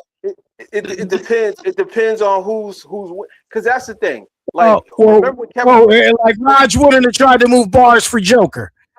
Come on.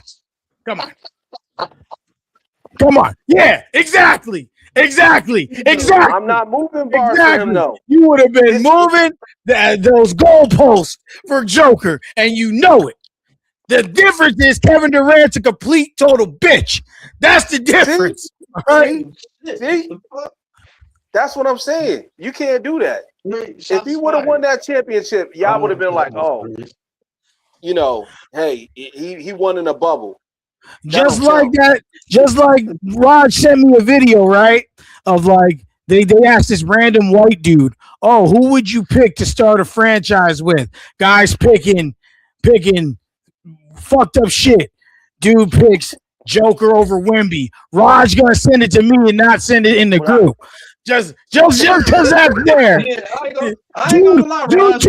Your Uncle Tommy for Joker is starting to become a bit much, man. I'm worried about you, brother. I ain't gonna see you sharing no black pride, no uplift black, or no truth revealing videos recently and shit for the black culture and stuff. I don't know, man. I'm all about the numbers. I don't care about none of that. I keep it sports. I talk about the numbers. I hear you. That's to hear you say that scares me. I'm gonna have to have your wife look into you, mate. I'm concerned. Tell her she needs to check on you. Make sure you ain't got some white lady to save me. Oh no, hell no. But anyway, with that being said, guys, I got to run. My battery's on 1%. All right, guys. Anyway, man. But it has been a great show, fellas. We'll be back next week. Peace. Like, share, subscribe. We out. Yes. Peace.